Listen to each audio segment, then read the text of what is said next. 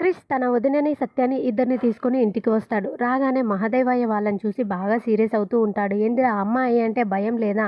ఎన్నిసార్లు ఫోన్ చేసినా ఎత్తట్లేదు" అని తిడుతూ ఉంటూ, "అయినా మీ అన్న కూడా నీతోనే ఉండాలి కదా, వాడేడి" అంటూ ఉండగానే ఇంకా క్రిష్ వాళ్ళ అన్న కూడా ఇంట్లోకి వస్తాడు. రాగానే "ఏం జరిగింది? మీరందరూ ఎక్కడికెళ్లారు?" అని చెప్పి అడుగుతూ ఉంటే అందరూ ఒకరి ముఖం ఒకరు చూసుకుంటూ ఉంటారు. అప్పుడు వెంటనే మహదేవయ్య ఉండి, "ఏందిరా అమ్మాయి అంటే భయం లేదా? అడిగిన దానికి సమాధానం చెప్పకుండా ఒకరి ముఖం ఒకరు చూసుకుంటున్నారు" అనగానే, "ఆ విషయము నీ పెద్ద కొడుకుని అడుగమ్మా, తప్పు చేసిండు కదా, అందుకనేసి అతనే సమాధానం చెప్పాలి" అని చెప్పేసి క్రిష్ అంటాడు. సత్య కూడా ఉండి, "అవును, తన బండారం బయటపడుతుందని ఎక్కడ నిజం చెప్తాడో చెప్పడో పాపం మీ పెద్దబ్బాయి" అని చెప్పేసి సత్య కూడా అంటుంది. అప్పుడు వెంటనే క్రిష్ వాళ్ళ అమ్మ ఉండి, "ఏంది పెద్ద చిన్న లేకుండా ఏంది సత్య అట్లా మాట్లాడుతున్నావు? వాడు చేసిన తప్పేంది?" అనగానే సత్య ఉండి, అత్తయ్య అతని నోటితోనే చెప్పమనండి" అని చెప్పేసి అనగానే సైలెంట్‌గా ఉంటాడు. అప్పుడు వెంటనే సత్య ఉండి, "మామయ్య గారు, మీ పెద్ద కోడలు ప్రెగ్నెంట్" అని చెప్పి అనగానే ఒక్కసారిగా షాక్ అవుతారు.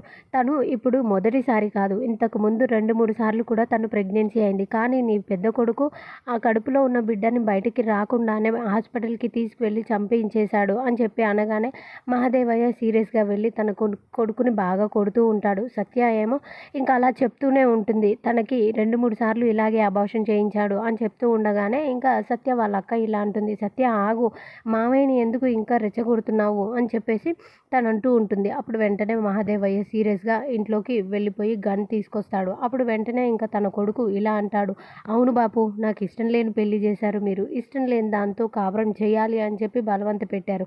మీరు చెప్పినయన్నీ చేశాను. కానీ దాని కడుపులో పెరుగుతున్న ఆ బిడ్డతో నన్ను నాన్న అని పిలిపించుకోవడం నాకు ఇష్టం లేదు. అందుకనేసి ఇలా చేశాను. ఇంకా 20 సార్లైనా కూడా ఇలాగే చేస్తాను" అని చెప్పేసి ఎదురు సమాధానం ఇస్తాడు. ఇంకా అది చూసి తట్టుకోలేక మహదేవయ్య గన్ తీసి తన చేతిలో పెడతాడు. పెట్టి, "ఈ ఇంట్లో నువ్వైనా ఉండాలి, నేనైనా ఉండాలి. నువ్వే నాకు ఎదురు చెప్తున్నావు అంటే ఇంకా లాభం లేదు" అని చెప్పేసి అలా అనగానే ఇంకా తను ఆలోచిస్తూ ఉంటాడు గన్ చేతిలో పెట్టుకొని. ఇంతలోనే ఇంకా సత్య వాళ్ళ అక్క అక్కడికెళ్ళి వెంటనే తన చేతిలో ఉన్న గన్‌ని తను లాక్కుంటుంది. లాక్కొని, "మామయ్య గారు, నాకు నా భర్త ఎంత ముఖ్యం, నా కడుపులో పెరుగుతున్న బిడ్డ ఎంత ముఖ్యమో నా భర్త కూడా నాకు అంతే ముఖ్యం. నాకు నా భర్త కావాలి, నా బిడ్డ కావాలి. మీ ఇద్దరు మొండి పట్టుదల వదలకపోతే నేనే కాల్చుకొని చచ్చిపోతాను" అని చెప్పి తను గన్ గురిపెట్టుకుంటుంది. అప్పుడు వెంటనే సత్య ఉండి, చూసారా బావగారు, అక్క మనసు ఎంత మంచిదో" అని చెప్పేసి తను కూల్ చేస్తుంది. ఇంకా మహదేవయ్య మనసులో అయితే సత్య స్థానాన్ని గెలుచుకుంటుంది.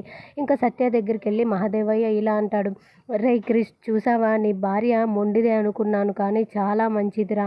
అసలు తన అక్క కడుపులో పెరుగుతున్న బిడ్డ కోసం తను అంత తాపత్రయపడుతుంది అంటే ఇంకా తన కడుపులో పెరగబోయే బిడ్డకి తను ఎంత ఇంపార్టెన్స్ ఇస్తుందో. తను ప్రెగ్నెన్సీతో ఉన్నప్పుడు మన ఇంట్లోనే ఉండాలి, డెలివరీకి ఇక్కడే ఉండాలి, తను ఎక్కడికి వెళ్ళకూడదు. తను చాలా మంచిది" అని చెప్పేసి, "క్రిష్, నువ్వు అదృష్టవంతుడివిరా, సత్య నీ భార్యగా దొరకడం" అని చెప్పేసి అలా తనకి అని చెప్తాడు. ఇంకా అక్కడి నుండి తను వెళ్ళిపోతాడు. వెంటనే ఇంకా సత్య వాళ్ళ అక్కయితే సత్య వైపు చూసి తనకి దండం పెట్టి, "నా కడుపులో పెరుగుతున్న బిడ్డను కాపాడావు" అని చెప్పి అంటుంది.